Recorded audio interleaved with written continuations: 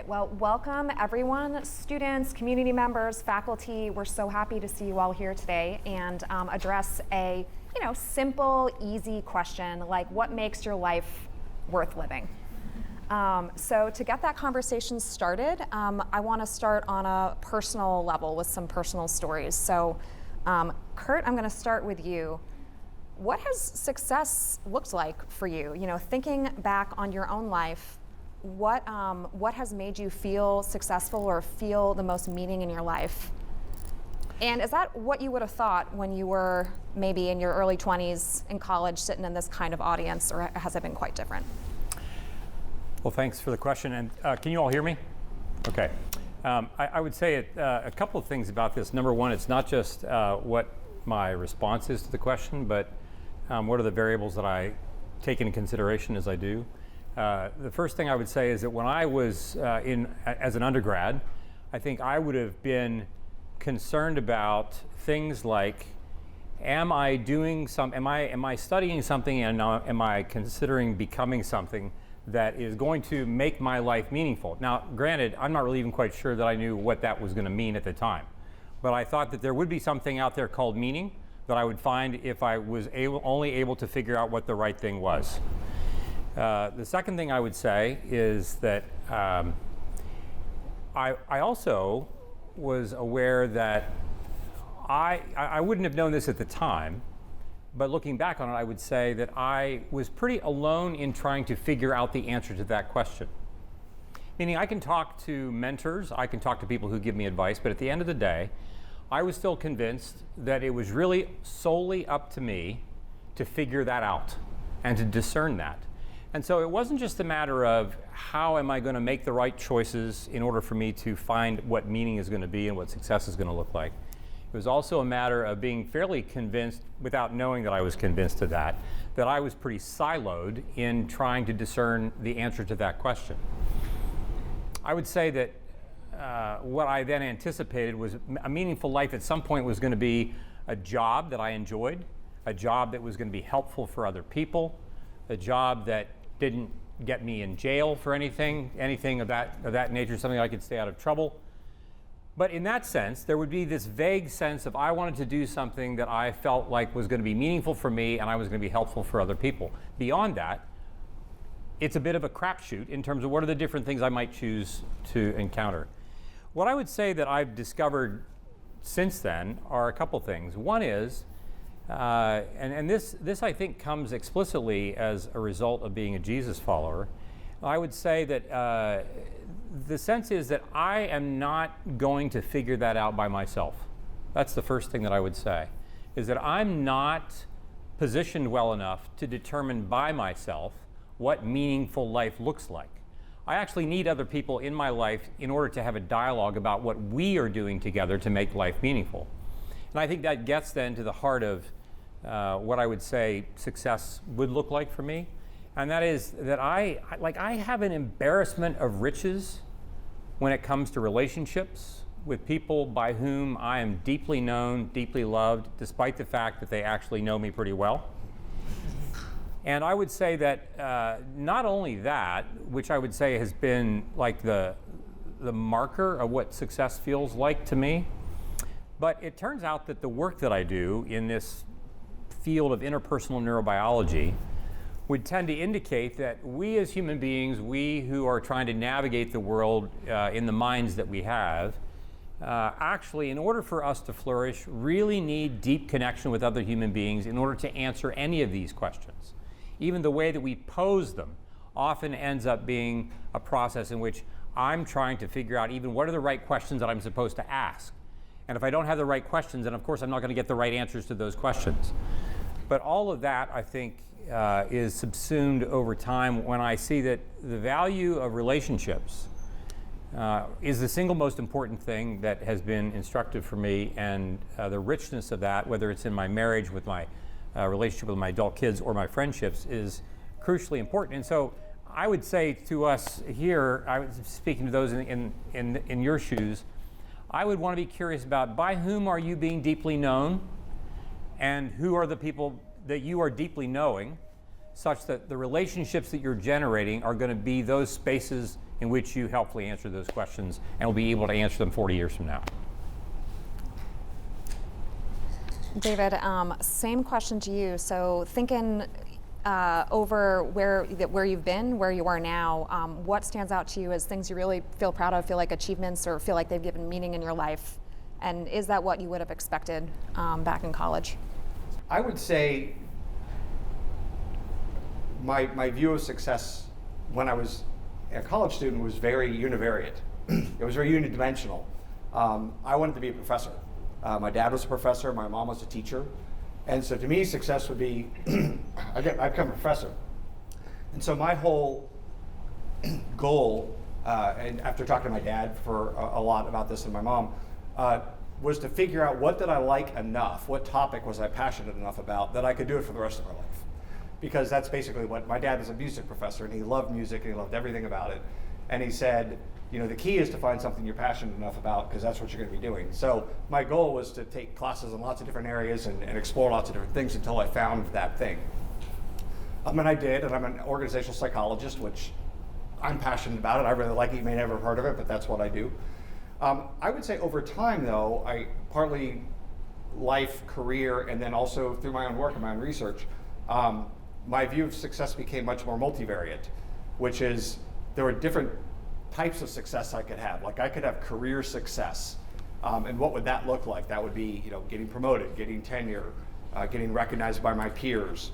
I could have personal success in terms of relationships. I get married and have kids and raise them and have them, you know, be proud of them when they grow up. I could have other, you know, hobbies, activities type of success. And so I kind of went from a univariate, I want to do this one thing, to, well, I'm doing that one thing, but there's other stuff, and how does that all kind of add together? I would say, do I think I'm successful? By all those accounts, yes, partly because I'm here. And one of the reasons I wanted to be a professor is because I wanted to continue to learn my entire life. I've told them, I'll tell you, this is something I would never have volunteered to do. I'm very uncomfortable talking about it. But I said, you know what, I'm here to learn. That's one of the reasons I want to be a professor, so I can continue to learn and be in school my whole life. And I'm here to learn. So even though I'm nervous and I'm really scared at the moment, I'm actually learning stuff. Dude, it's okay. A psychologist, psychiatrist, you're good. Okay. And I'm a psychologist too, so I kind of understand it. It's kind of a fun one. So yeah, I would say my view has changed as that it's gotten more complicated. And I think that's a good thing because that way when things don't go well in one area, I can look at other areas. I don't see it as like holistically, like I'm successful or not. I see it as, I did this really well today. And so if something's happening with my family where I don't feel like I'm doing a great job, but I can go teach a great class and students come up afterwards and say they really liked it and enjoyed it, I'm like, okay, that was good. If I saw it more holistically, I'd probably be sad a lot. But I don't. I see individual successes all over the place. And I was like, okay, I did that really well, or that was good, or I impacted this person. And then I can kind of counterbalance the challenges and failures that you face in other areas. So that's a really, it's such a fascinating story of having that vision so early on of like, this is what I want to do and I'm going to go for it and I'm going to plan and do what I need to do to get to this vision of what I want my life to look like. And that's what you did. Yeah. So Curt, that really makes me think of your writing about how so many people don't know what they want. They don't know how to name it. And in fact, they can't name it. They might feel ashamed, or there might be something blocking you from even knowing what it is that you want. Because it's hard to move towards success or achievement or the meaningful life if you can't even say what those things are. Right. Can you comment on that? Well, I'd be really eager to hear from you, David, about this. I mean, I think, again, we live in a world that over the last 400 to 500 years has essentially trained us to believe that we are pretty siloed as individuals and you're expected to kind of figure things out by yourself. I don't know what it was like for you, but those things that I might want to do are things that I'm only going to know if someone else is asking me those questions. And this becomes, you know, when we talk with patients and we're asking them questions like, what do you want? Someone who walks in with depression or anxiety or an alcohol abuse problem, and you're going to go like, I'm not quite sure why that question has anything to do with their clinical presentation or what we're trying to do with them. But actually, as it turns out, it has everything to do with our life together, because answering this question, what do you want, is key to so much of why we find ourselves in shame-based experiences in the first place, is because somebody wasn't asking us that question early on in the game. And so I think the other thing that this points to is that, you know, the brain, we like to say that the brain can do a lot of hard things for a really long time, as long as it doesn't have to do it by itself. This notion that we talk about in the second page of the Bible, where God says that it's not good for the man to be alone, has huge anthropological, not only that, but relational issues that it's portending, that it's paying attention to. Because the whole notion is that if I experience shame, or if I experience trauma, or if I experience some kind of failure, which we may get to in a bit, the real question then is not how do I by myself come out of this? The real question is who is going to be with me as I do? Because my brain, in order for me to effectively navigate those parts of life that feel like they've been ruptured beyond repair at times, are going to be crucially dependent upon not just what do I know, what is my skill set, but who are the people who are going to be with me in the process of my doing that kind of repair work of those ruptures? Who are going to be the names of the people who are enabling me to move out of a place of shame into a place of joy, into a place of creativity, into a place of being able to answer that question of what do I want? So, David, I think that you're an organizational psychologist, and industrial organizational psychology has a lot to say about what actually makes people feel happy or satisfied at work, and a lot of times it's not what we would expect. We're kind of, we have trouble naming what we actually want, or we're even wrong about it. Can you talk more about that? I think what businesses do is they this goes back to the Industrial Revolution, scientific management, which is the assumption that we are the reason that we work is to make money to live. And that kind of held true for hundreds and hundreds of years until the humanist movement in the 1940s and 1950s said, hey, you know what, there's actually people there and they have emotions and they might want other things about work. And I think where we are now, I'll jump 80 years ahead in history, it's just kind of recognizing that people are motivated by different things and people are satisfied by different things. And so the key is not to say, I say this in my class every single week. The kids could hopefully repeat it from heart. They should be able to. Is I'm never going to tell them what the answer is, because there isn't one. It's like, what motivates people? What are the different styles of leadership? What are the different strategies? And then how do you apply that in this context for these people, in this country, in this culture, in this industry? So it's much more of understanding the processes and the pieces that are behind it, and then figuring out how to apply it rather than saying, here is the answer. I want to respond to something Curt said just for a second, because it's an interesting perspective. I would amend it and say, for some challenges that having someone there or thinking about what the relationship is that's going to support that is been really important to me. I'd say there's other times where I actually don't think about other people at all, in that sense, not in a bad way, like I don't care about you, but in a way that this is a challenge that I'm facing, and what do I need to do to overcome it? And what skills do I draw on, what strength do I draw on? And that if I was relying might be the wrong word, I don't put words in about it. If I was thinking about it in terms of how other people were going to either help me or be with me or support me to do it, I don't know that it would get done. So there's certain problems that I see that's like, that's a problem, I know how to fix it, or it's a challenge I'm facing, I need to address it. Almost absent thoughts of what the relationship components of that would be. Not in a relationship problem, obviously, but in a professional problem, if I have a professional challenge, I'll solve it myself. I could respond to that. Please. If we have time. And we might say that it's probably the case that just about most of our human behavior, most of what we're doing, even staying upright here in our chairs, we're not thinking about. We're not thinking about a lot of the things that we assume that we're doing by ourselves. The question that I would have about that actually has to do with attachment research, and has to do with the whole notion of, even in those places where I have the sense that I'm doing something, I'm exerting agency on my own to do something, there's no question that I'm not necessarily thinking about other people, because this may be the thing that only I can do. But my capacity to have confidence to do the thing that I'm doing, I would say I would be curious about the degree to which even those moments where either you or I or anyone here has to do something that's hard and that like you're the only one who can take the exam, they're the only ones who can take the exam.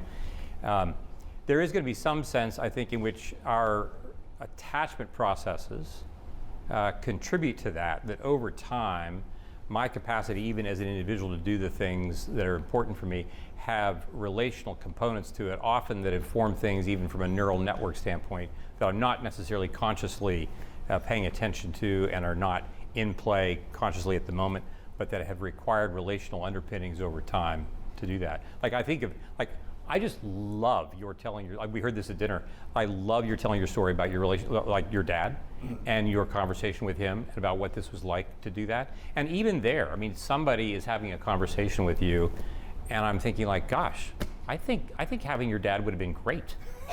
Especially since like you were at Ohio State. I think that would be like. And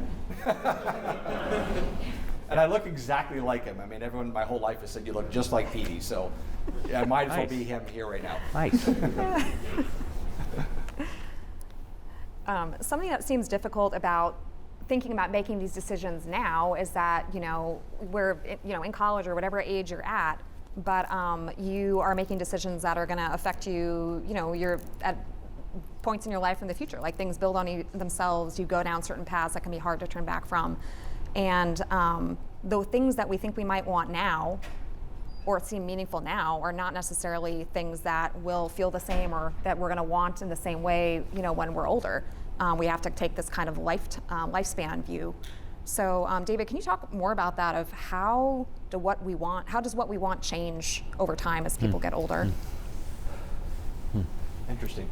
I was trying to think about like the difference between success and meaningfulness, and I go back in my statistical training, right? There's statistical significance, which is a mathematical calculation, right? You run statistics and you get the lay asterisk on your printout, or you run the calculation, and you go, that is a statistically significant difference.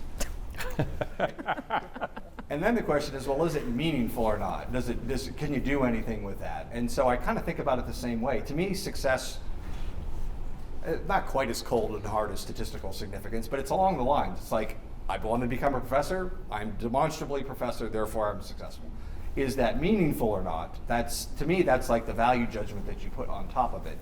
And I think, to me, that I felt that change more. I think my view of what success is has kind of gotten more multidimensional, but it's still kind of like you either accomplish the goal or you don't.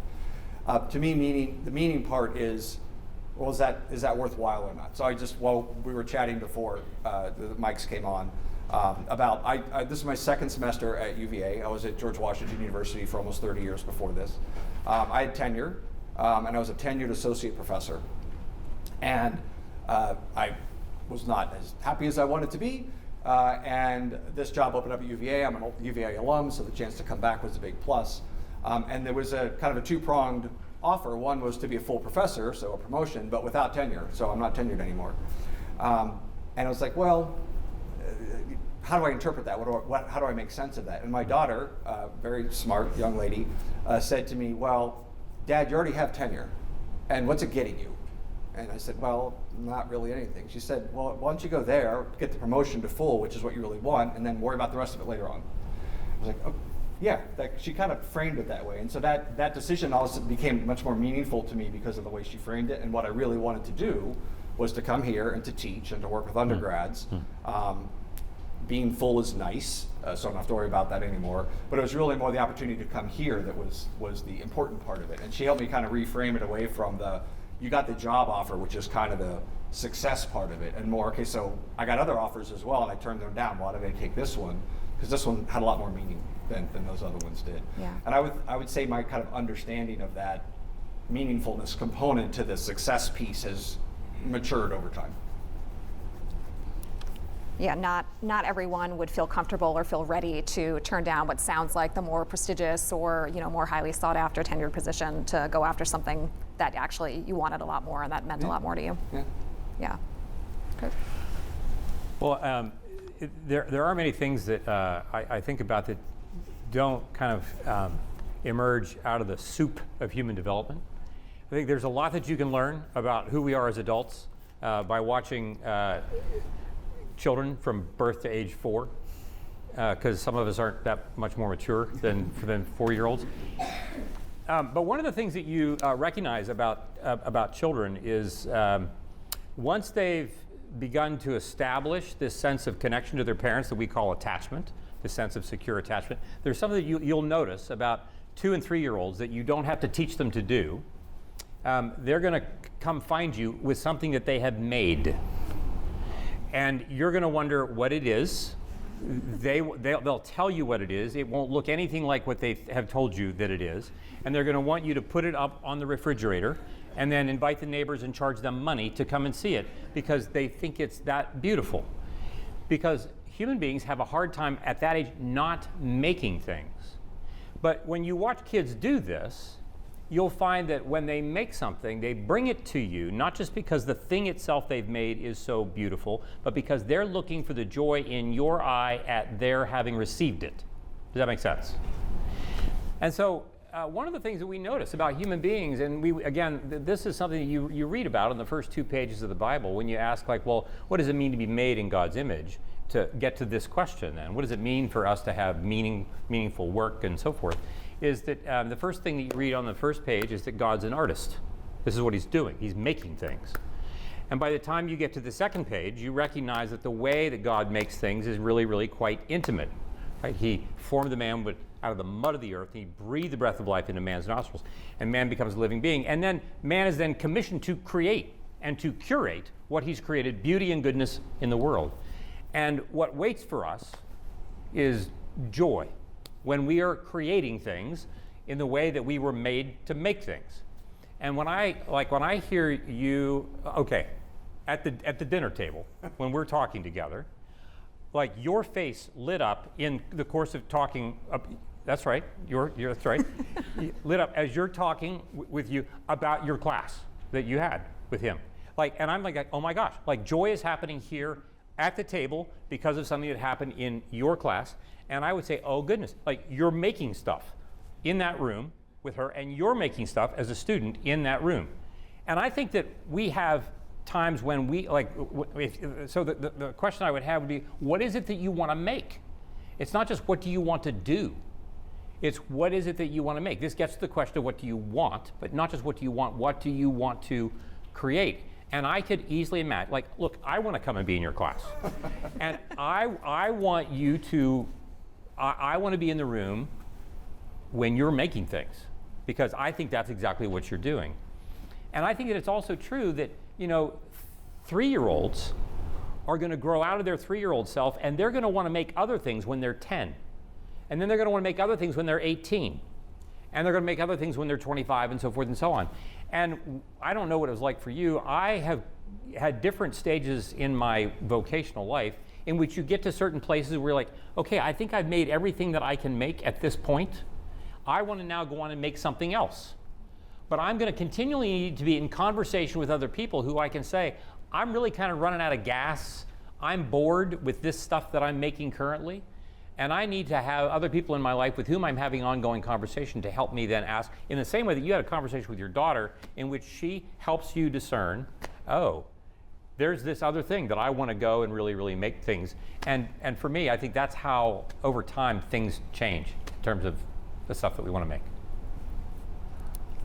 Yeah, I found that part of your writing very challenging, actually, because this call for creativity, being creative, and creating beauty, because I'm a scientist married to an artist, and so I don't identify with being creative very much. But you have this call for creativity to be construed much more broadly, to be thought about in these different ways. Yeah. Yeah. I mean, I think that, my sense is that if it's true, again, as a Jesus follower, if it's true that to be made in God's image means that the first thing that we are made as is to be artists. Not artists that we have to be artists professionally, but if you're gonna like write curriculum, if you're gonna write software code, if you're gonna do, like, it's not like, oh, I have to do a painting, I have to do a sculpture, I have to write music. It's about being artistic and therefore thinking in those terms. And like my longing would be that for those who are in science, would have people who are asking them the question of what does it mean for you to create beauty and goodness in the world? I would dare say that part of how it is that we as scientists don't think about this is because people aren't helping us understand that this is part of what it is that we're actually trying to do in the world. When we're doing chemistry experiments, I was a chemistry major in undergrad, when we're doing chemistry experiments, we're actually trying to create beauty and goodness in that particular domain. But it'll be really difficult for me to imagine this if I don't have anybody inviting me to imagine it to be just like that. David, how does that idea of creativity, of making things or building things, being a part of a meaningful life, how does that resonate with you? I don't know. That's interesting. I have a very different view of it for sure. To me, a lot of creativity comes from the need to adapt. We live in a dynamic environment. It's constantly changing, constant opportunities and threats. And if we don't respond in a creative way, in a new way, in a different way, we get eaten. And the ones who are creative and adapt and respond and do better reproduce and have more creative, adaptive offspring, right? So I see it more as part of kind of an evolutionary arc of survival. Once we kind of figured out how to survive, we still had that desire to do creative, new, interesting things. And then you get, the B minor mass, or you get a painting by Renoir, or a dance by Albanelli. So I see that as, I agree, and I think that kind of desire to create things, I think that is a part of science. I think our desire to create knowledge is that's what drives me. I'm curious about questions, like how does that work? What are these things? Sometimes my curiosity is, why do we think this is a thing when it's not? And a lot of my research has looked at stuff that people thought was something. I'm like, I don't think it's a thing. And they think, oh yeah, it is. And then I do a bunch of research and I go, no, it's not a thing. And they go, yeah, you're right, it's not. But I think that answers a question. And I'm that to me is, I created knowledge in the sense of, I disabuse people of a misinterpretation or misunderstanding about something. So I agree. I think that's a big part of why I'm an academic. It's a big part of why I'm a scientist. It's a big part of why I like teaching, because if I can create knowledge and then communicate not only the knowledge to my students, but also the interest in it. It's like, oh, maybe something I said. I taught a doctoral seminar, doctoral students at GW, and one of my students, who I love dearly, and I said something in class I'd said 50 times. And all the students are like, writing it down. And the 51st time I said it, and he was in this class, and he goes, I don't think you're right. It's like, what? You're challenging me? And then we had a really good conversation after that, but I really need someone to go, oh, no, wait a minute. I want to create something. I want to ask what that question really means. And I've changed the way I taught the class ever since he asked me that question. I don't think it was completely right, but he was righter than I was, and so I've changed the way I teach that topic as a result of it. So if I can, even if I say something wrong, if that challenges someone to ask me a question and they can create some knowledge, then yeah, I think that was probably a success. Yeah, tell me more about this idea of adaptability. This is very interesting. I know this is something that you've looked at with companies, but thinking about it with people and our need to adapt and change, especially as we grow and maybe our priorities are changing, our ideas of success are changing. What does it actually look like to be adaptable? How would you know if you're successfully adapting? Yeah, I've studied it in organizations. I've also studied it in individuals. So looked at individual leaders who are adaptable. And a big piece of it is just being aware of what's going on around you, what's going on around in the environment. How's the environment changing? What are the threats? What are the challenges? And then being creative in solutions to try to deal with them. So I think, as I've gotten older and I've seen the world as it gets more and more complicated, it also seems to make a bit more sense because I can kind of see it as this kind of big system that's constantly shifting and adjusting, and we're trying to respond to it. So the more complicated the world gets, it actually gets more understandable to me than less. But I think just paying attention to what's going on around you, what's happening in the environment, what's changing, and then figuring out a way to respond to it that either solves the problem or addresses the issue or fixes whatever's broken. But that kind of monitoring is a really key part to remaining adaptable. Yeah. Curt, it sounds like a lot of the people that you see, that you treat in your practice, that you write about in your books, are having a problem with adapting, essentially, that they are stuck in something, and that's making it harder for them to get towards the meaning and significance and success that they really want. How have you seen that play out, and what has helped people adapt, like break out of that stuckness? You know, one of the things that we talk an awful lot about, and we do this with our patients as well, is the work that we have to do to answer the question, in what story do you believe you're living? It's a primary question that most of us aren't asking most days of the week. We're not getting up in the morning and wondering, like, what story am I actually in? We're not doing that because we're too busy on autopilot just getting out the door and getting to the work that we have to do. As it turns out, though, and again, you don't even have to think about this from a Christian anthropology standpoint, but one of the things that sets human beings apart from other creatures is, like, unless you're in like a C.S. Lewis novel, we're the only ones who tell stories. And by the time we get to be about 4 to 5 years of age, we are telling stories lickety-split, using the minimal language that we have by that time in our lifespan. And we are living as storytellers all the time. Everybody here in this room is telling a story even right now. We're up here talking, you're thinking things. You might be telling a story, I should have gone to the bathroom before I came in here. There are all kinds of things that we are telling all the time. And what's crucial is for us to understand, what is the story in which I believe that I'm living? One of the things that we would say, particularly when it comes to the field of psychiatry, but in medicine in particular, is, in psychiatry in particular, but medicine in general, is that over the last 400 to 500 years, we have developed an awareness, whether that we're walking around with non-consciously, that as creatures, we're really machines.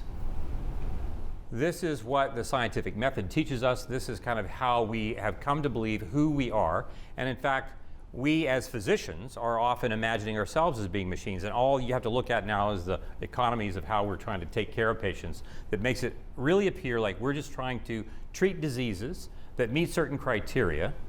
And we are then giving them certain interventions that are, treating those certain criteria. And so that's a particular story that nobody, you don't walk into your doctor's office and they say, oh, by the way, you're just a machine. We're glad you're here to get your oil changed. Nobody's telling you this, but this is how often people will feel when they talk about what their visit to the physician's office was like. That's crucially important because when it comes to answering the question about adaptability, I have to answer, well, what does it mean for me to adapt if what I really am is a machine? Now, I'm not asking that question consciously, but what is that question, what does it mean for me to adapt if the story that I believe that I'm living in is one that has a beginning, one in which I'm living in the middle of it, and one that has an arc that is actually going someplace. And this someplace that we Christians call a new heaven and new earth. That adaptability is something that I'm doing in response certainly to my environment, but also not doing this alone because I really do believe that the God of the universe is with me in this process, because their intention is to help me adapt, to grow, to become a person of greater love, joy, peace, patience, kindness, goodness, faithfulness, gentleness, self-control, and against which there is no law. This sense that what I'm really doing is trying to become a different person. I'm not just trying to adapt, I'm trying to become a person who is getting ready for the heaven that we believe is coming. Now, that's not a story. If you were to say, oh yeah, I think heaven's coming, like most people are going to think you're a little wacky, right? That's just the way it is. And especially if you start to talk to your patients, my psychiatric patients, who believe, for instance, that when they're depressed, when they would come in, they say, yes, I'm depressed. I have a thing called depression, and I think that my brain is broken. But what happens if I tell them, I think your brain, I think you're having a hard time with your brain, but I think your brain is not broken. I think your brain is doing exactly what we would expect your brain to do under the conditions that you're asking it to live. In the story that you are telling yourself, that you continue to tell yourself, that has to do with the trauma not just that you sustained in your own house, but that your parents had in their house, and the neurobiochemistry that's all involved in that, and all the interpersonal neurobiological features of all these kinds of things. This story is one that you're choosing to believe that, in fact, is helping to sustain where you find yourself at this point. And so we actually have to ask people to be considerate about the story that they believe that they're living in, this bigger picture that everybody's bringing into the room, that everybody in this room is walking around with, in order for us to then decide, well, how do I then even think about what adapting is really about? And I think that then becomes the question for us. If we're asking the question of what the story is that we're living in, it gives us a guide for how we then think about what it means for us to adapt. David, that bring anything to mind you want to discuss? It's okay if it's no. It's a very different worldview. Yeah, I mean, I've never thought about it in that way. I see adaptation as a much more survival response. The environment changes, I need to adapt and respond to it. And early on, it was like, I'm running away from this thing that's trying to eat me, to I'm trying to protect my company from getting bought out by someone who's trying to eat me. So I think, to me, we've solved for the most part, the health, the medicine, the shelter issues. Again, there's lots of problems in the world, but generally speaking, we kind of know how to do that. But we've evolved to have those types of responses, and so now we're applying them in other places. And now, in a business sense, it might be protecting your company from being taken over. In a conflict at work, it might be, how do I resolve this conflict without having it escalate into something that could be much worse than just an argument. So yeah, that's why I'm here, because I'm learning about this. I never would have thought about it that way. So if you don't adapt, then you get eaten. You fail. That's the takeaway from today. Yeah, exactly. You fail in some way. Oh, so can I say one other thing? Yes. I don't know about the storytelling part. I just read a story about people who study whales and how orca moms communicate things that happened in the past to their babies so that they know what not to do in the future. I would call that a story. Right, and I would say that we talk about a thing called epigenetics, right? We talk about how things have been passed down generationally, even neurobiologically, even genetically. We would say that that's entirely possible. I'm not aware that orca moms are actually having conversations with their babies about their mothers. I'm not sure that squirrels remember where they put the acorns, and they anticipate where the acorns are going to be. But we're not, now granted, let me just say, we don't know that they're not having these conversations. They might be having these conversations, but we're not aware that squirrels have conversations with other squirrels about what last year's acorn harvest was like compared to this year's. And so there's no question, and I'm saying that this is all that we're aware of. I'm not saying that other creatures don't tell stories in particular ways. I'm simply saying that other animals, you don't, for instance, find large cats in the savannah making their way north, south, east, west to devour other continents in the same way that Alexander the Great did. You dig?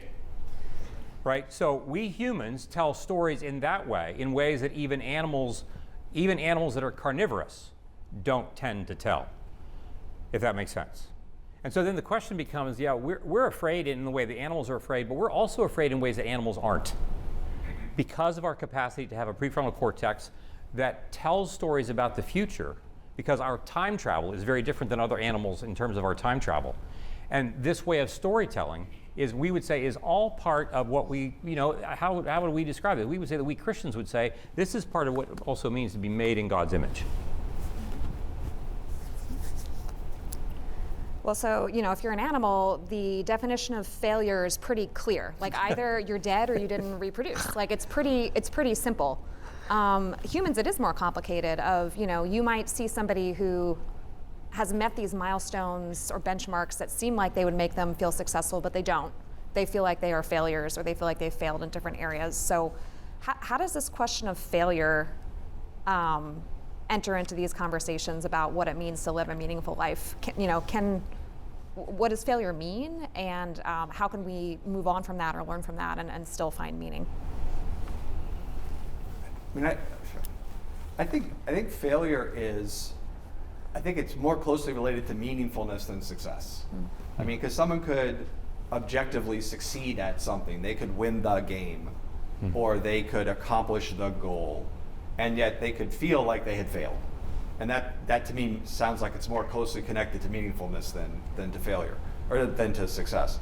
So I think that's where having, at least from my perspective, having kind of a multidimensional view of success is useful, because then you can, you can have successes and find meaning in some things, and if other things you think by objective counts you did great, but you don't feel great about yourself, but there's other things that you've been successful in. From a failure standpoint, I was thinking about this on the walk over. I think how you handle it is way more important than objectively what it is, which sounds kind of trite. But again, relating to my daughter who's a swimmer, and my comment to her after she lost a race. So to her, she finished the race. She had a personal best time, which is objectively a success, and yet she lost, right? So to her, that was a failure. And my response is always, well, what are you going to do about that? Right? What's the next thing that you can do? How can you improve yourself? How can you, in your mind, get over this? And so I think if it's more kind of dealing with how you interpret the meaningfulness of it. If you take it as a motivator to do better the next time, or to improve your technique, or just to reframe it. I mean, I've failed at a lot of things, and sometimes I'm able to reframe it and get better and improve myself. And other times I'll look at it and go, I just suck at that, and I'm just not going to do it again. And that's okay too. There's a lot of storytelling in that answer, Curt, of what stories are you telling yourself about the failure? I'd like to know what the whales would say about this. Orcas talk. I'm telling you. Right. Yeah. Well, I think we like to say that words don't have definition; they have usage. We use words. That's how they acquire definition, but they acquire it because of how we use them. And when I hear the word failure used, it's not like, man, I hope I fail today. Right? I don't use that word in a way that breeds joy and anticipated hope. I don't think of it in those terms. And usually when does that make sense? That's kind of a loaded word. Like we use the word failure as opposed to, if I said I didn't win the race, that's a different, I'm saying something different than when I use the language and I say I failed at the race. That's a different, I'm saying something different. And I would say that, in our culture and the use of that language, that word is entangled with shame, pretty much. What we're really saying, there's something about me that is not enough.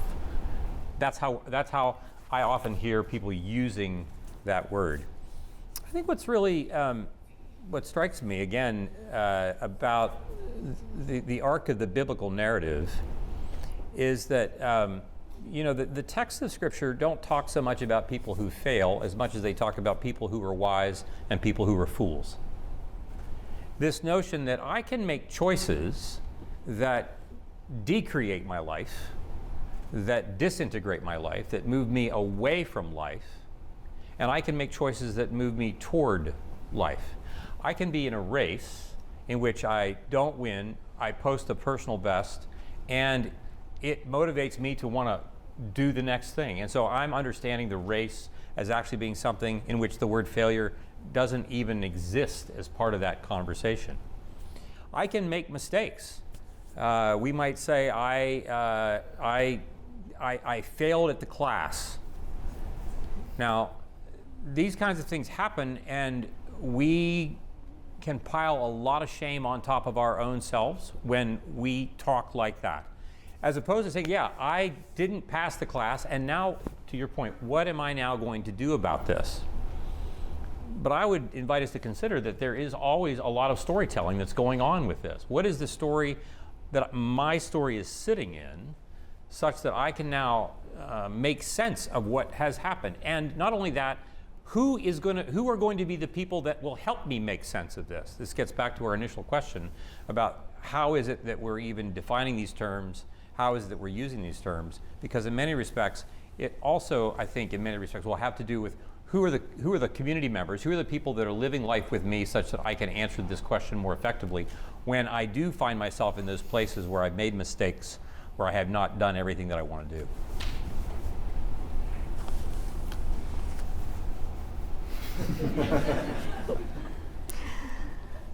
Any last thoughts on failure? Any part of failure we haven't covered so far? I mean, the one thing I would add, I practice what I preach, right? So when I fail at something, I always try to reframe it as, what can I take away from this? And I try to incorporate that in my teaching. I did a lot with my doctoral students because they fail a lot. And the question, I've changed my mind about that class. I want to in the sense that, the first time you write something, to submit it for publication, it gets rejected, right? And you could see that as a failure, and you could say, I'm a terrible writer and never do it again. But that's part of what being an academic is throwing your ideas out there and having them critiqued. And then the question is, how do you do it? So I try to practice that. So every time I've written something that's been rejected, which has happened a lot, or I got feedback in a class that was I didn't do as good a job as I could have, I always have reframed it as, this is an opportunity for me to do better the next time, to adapt, to be creative, to come up with a new idea, a new way to do something.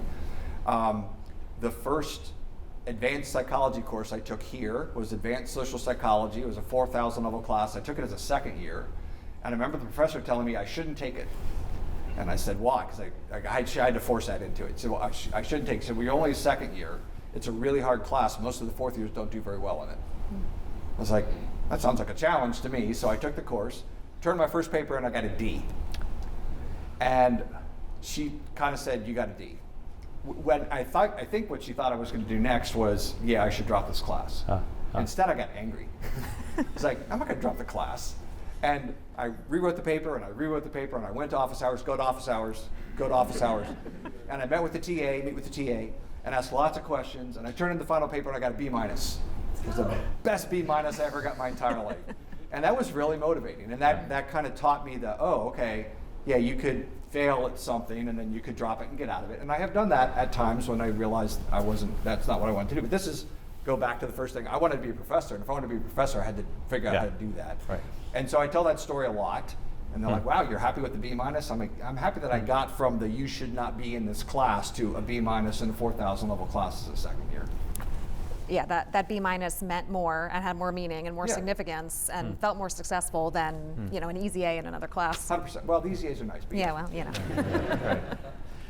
I think for me, this reminds me of the work, some of you might be familiar with the work of Carol Dweck from Stanford, who I've cited work in my papers. Yeah, and so there's this, this study that she does that's been replicated lots and lots of times. You take a bunch of middle schoolers, and you give them an assignment to do ascendingly difficult work to do.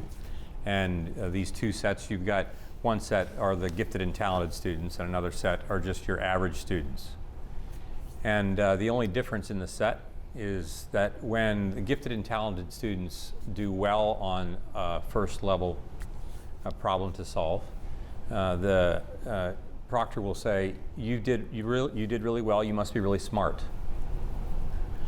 When this group, the average students, do well, they will say, you did really well, you must have worked really hard at that.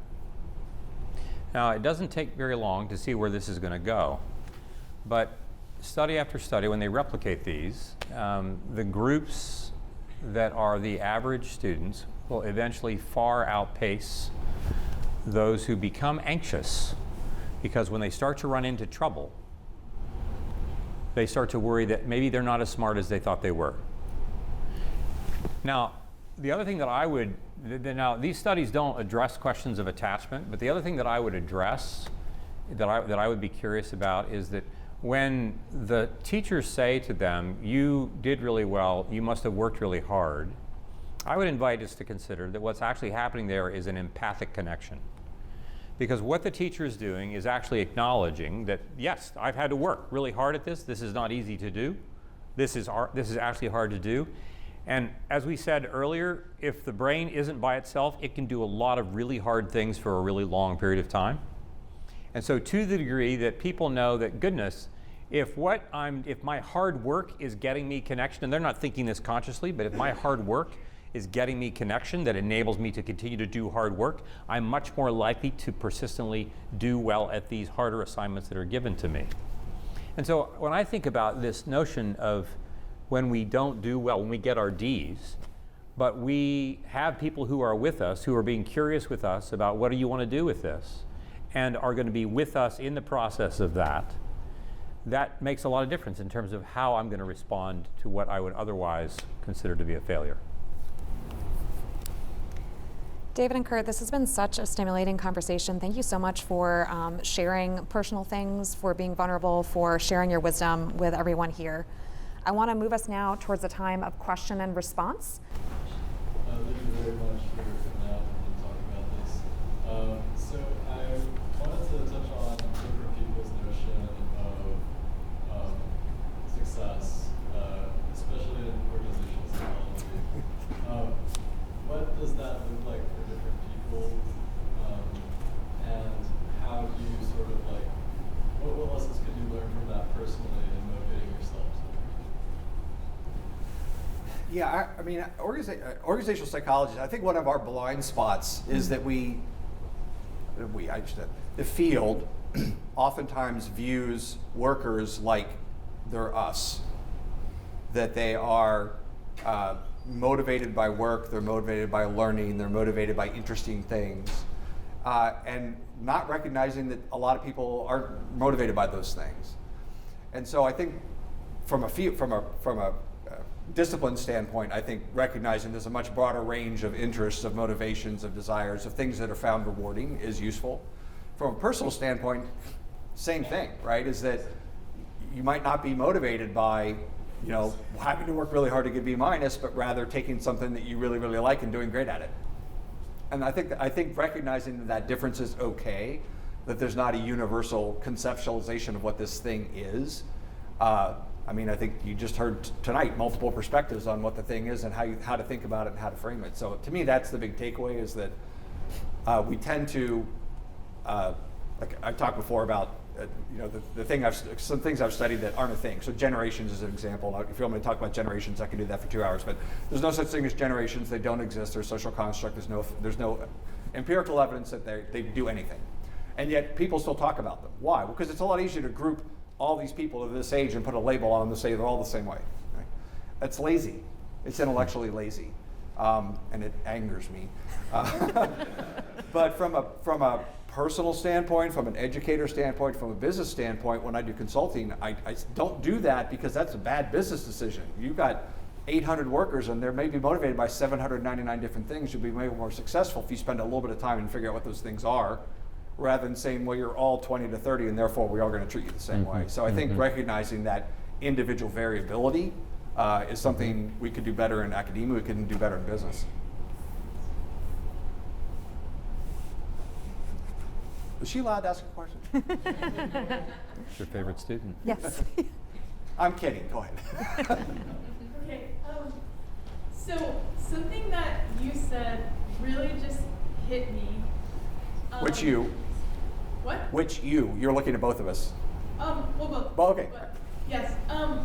I think probably a lot of us in this room at UVA maybe grew up in the more like talented and gifted realm, and you kept hearing you're really smart, and that's maybe the reason why I'm calling my mentor on Saturday night crying because I can't figure out how to do one problem in economics. How do we rewrite that story? That it's not about our identity and being smart. It's about maybe something else entirely. Take his class. Well, this is where I think, for me, this is where the Christian story makes a difference. In that, if I'm your mentor, I'm going to want to ask the questions about what is it that you want, what is it that you want to be doing, what's hard about this, and when you're naming that this is really hard, I'm going to want to be able to validate that. And I'm going to want to be able to validate it that it's difficult because it's difficult, not because you're stupid, not because you're not working hard enough, not because you haven't gotten everything together, but because this is really hard to do. And I would also want you to know that I'm much more interested in answering the question, what kind of a person are you becoming? Rather than answering the question, what are you trying to figure out that you're going to do with your life? Because that question, what am I going to do with my life? Like, that is a question that our particular era, the last 80 years, has the luxury of being able to flexibly decide, I want to do this, I want to do that.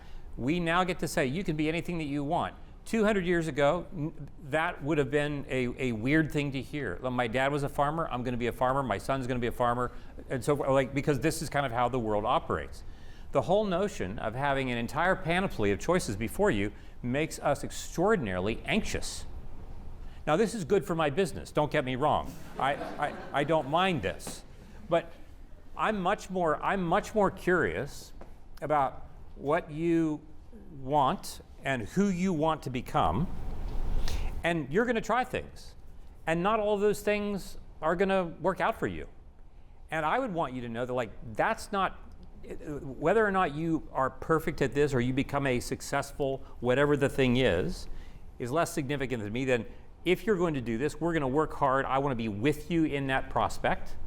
And if you decide you reach a brick wall and you can't go any further, we'd say, okay, we're going to try something different.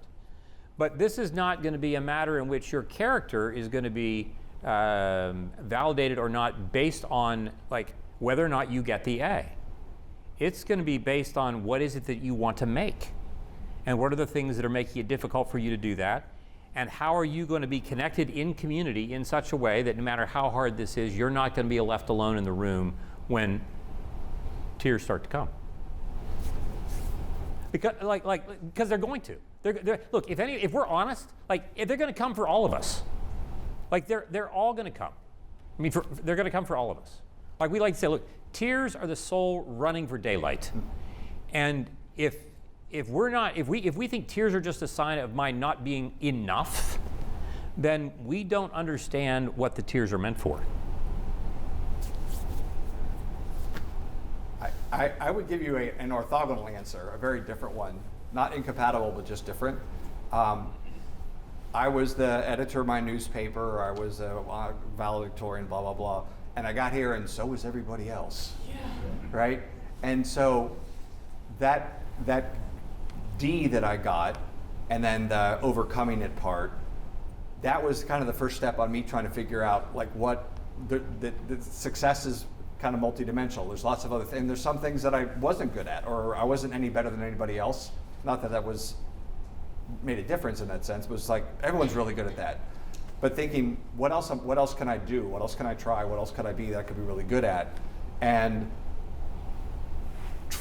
focusing on some of those things, and then maybe focusing less on some of the stuff that either I'm not as good at, or not as good as I thought, or I'm the same as everybody else. And I think that's part of maturing. That's just part of figuring out that, even though I had a singular vision to be a professor, I didn't know of what.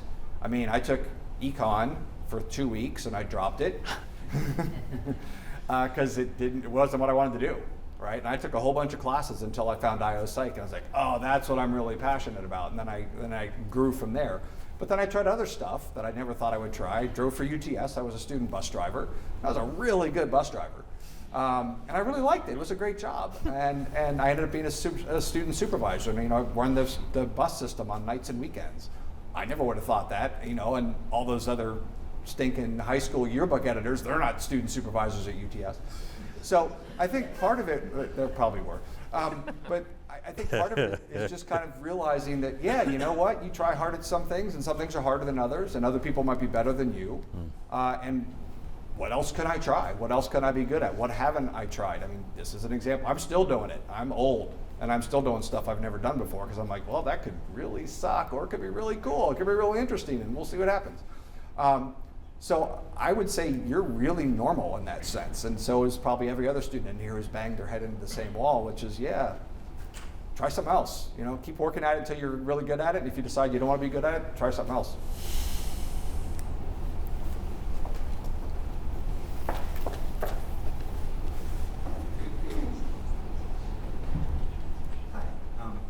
I'm Sean. I'm the artist who is cited as a foil in one of the I was really interested in the conversation. So I'm gonna phrase this in a way where it doesn't just look like I'm taking and digging these tables, but because I do disagree somewhat with what you said. Particularly the idea that we kind of have to move levels of complexity before we have a surplus of creativity to justify being iron mass. Hey, Sean, can you speak up a little bit, please? Sure. There you go. That's better. Is there again? Yes. Yeah. All right, so You're going to take a dig at me. We got that part. Yeah, Go ahead. No, the conversation about creativity was really fascinating.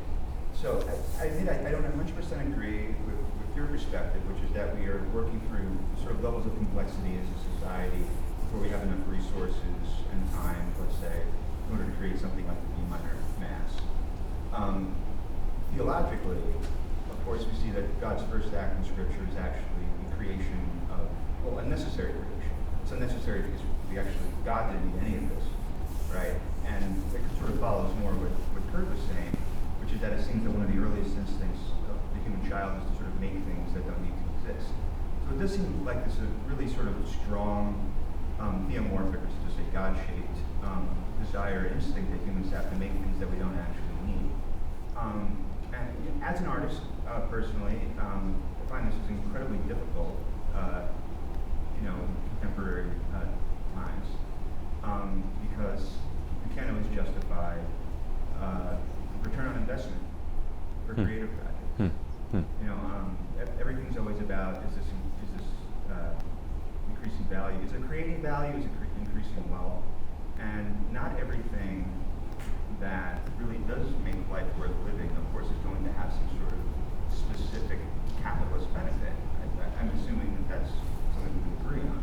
So my question, if we have to have a question, is how do we think through the necessity of being creative in ways that aren't necessary against the pressures of let's actually say capitalism, where everything has to have a specific value for wealth function.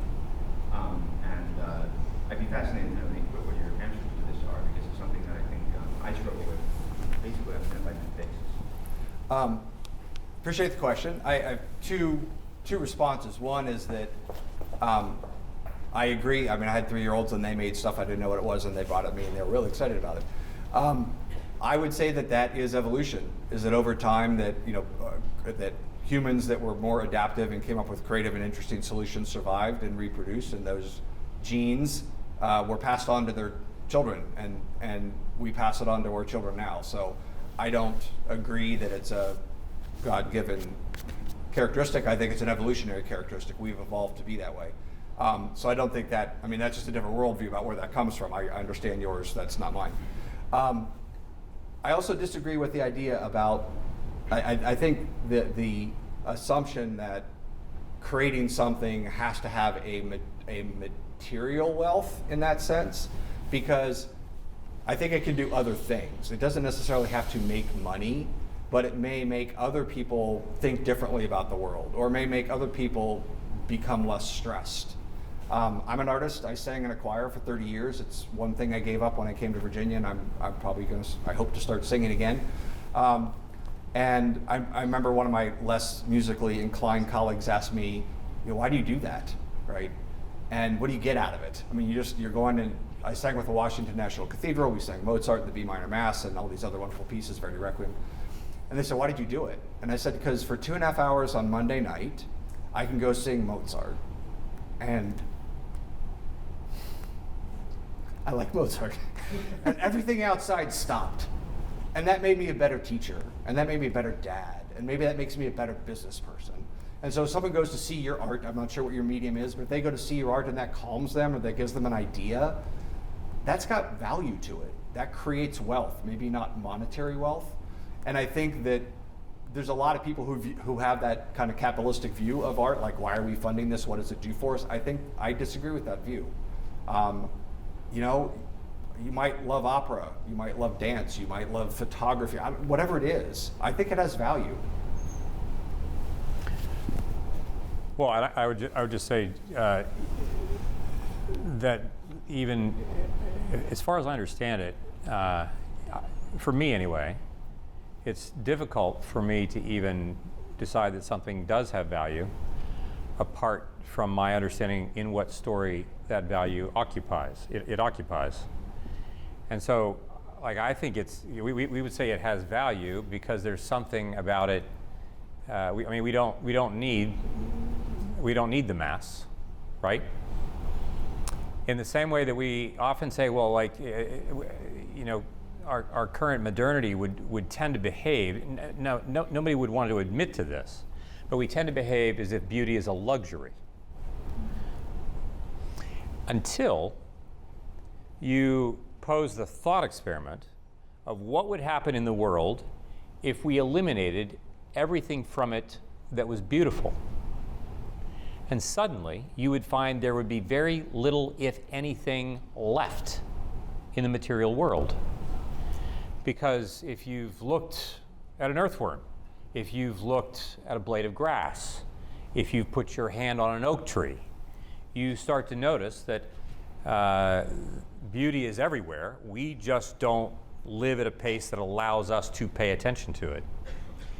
And I think that for those who are in this space where you want your work to be valued in some way, shape, or form, even if that turns into a financial value, what I would long for would be for those of us who talk about this beauty being part of a beautiful story, to come up with a cash to make sure that we put you in a position to make it possible for other people to see it. And so in that sense, I would love for the church in this way to be a bastion of supporting those kinds of things, primarily because of the story that we think that we're living in.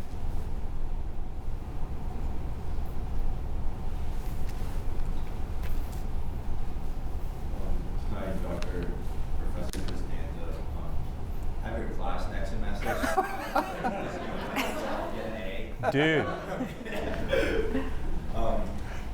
So we see, talking about this discussion of purpose of life, that humans throughout history have an intrinsic need to do good, such as not murdering and being morally righteous as a collective. So in your worldview, and this goes to both of you, what would you say justifies your need for that objective good we humans tend to? Do you understand the question? This is probably the last one, too. Okay. Do you understand the question? What justifies or what's the explanation for a need for moral good? Yeah, so like we as humans intrinsically tend to move towards that moral good. So what would you say in your worldview is the purpose in moving towards that intrinsically good moral view, and what justifies that? The psychiatrist in me wants to ask the question, how would knowing the answer to that question be helpful for you? That's a real question. Do you want me to answer? Yeah. 3 minutes of psychotherapy, baby. Here we go. Well, I think the bottom line is I'm curious to see what both of you are going to say. Does it have any intrinsic value to me knowing? Right. I understand that. That's the question you asked. I'm asking, how would knowing the answer that either David or I give, how would that be helpful for you? I think it would give me perspective just on what you guys think.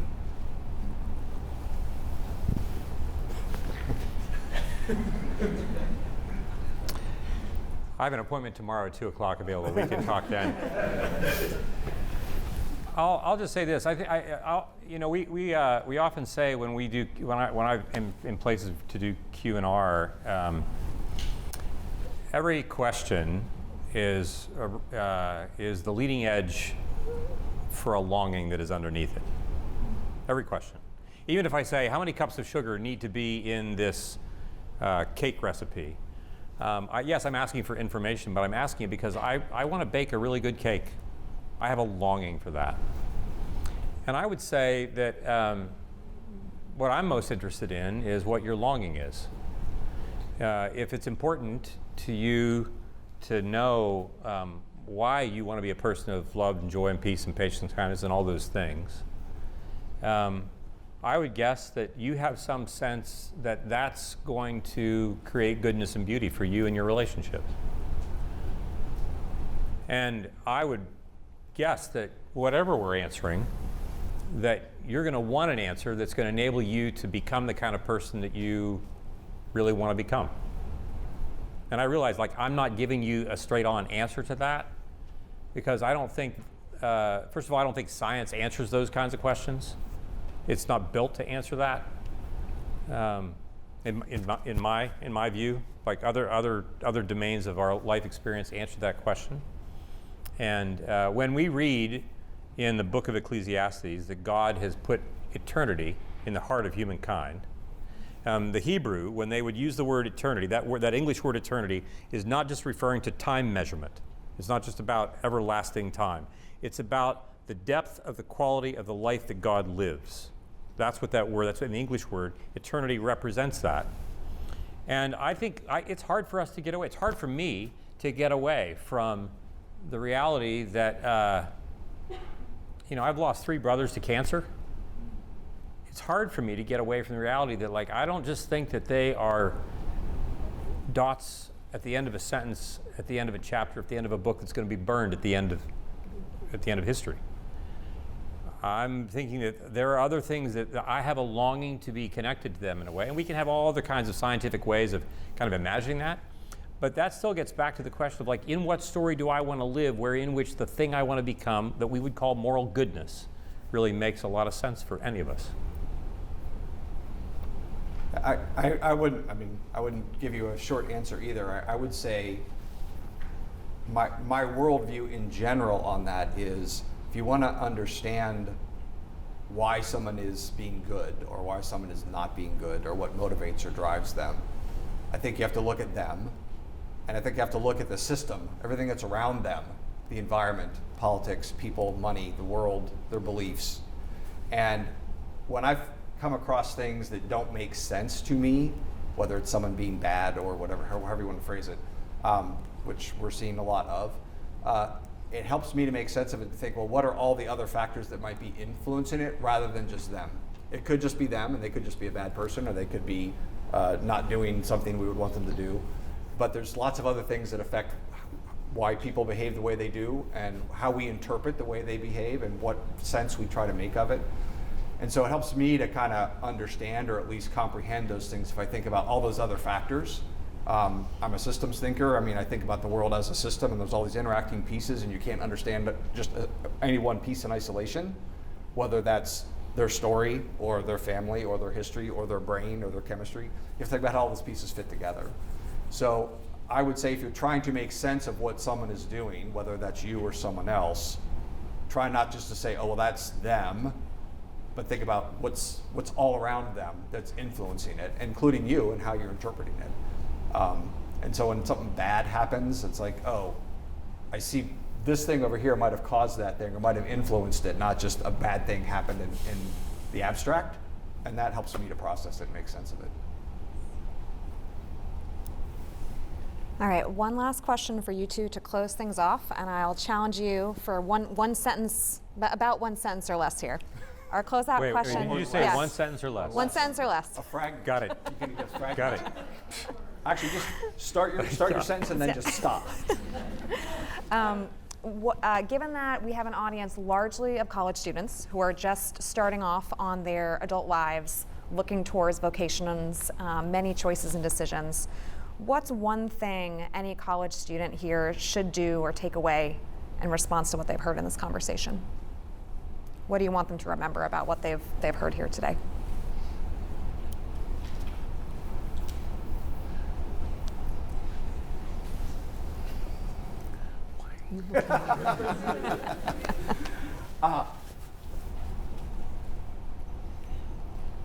I hope that hearing different perspectives and different ideas about something will encourage you to want to learn more about it. That was very good. Yeah. How can I compete with that? Yeah. Thank you. I would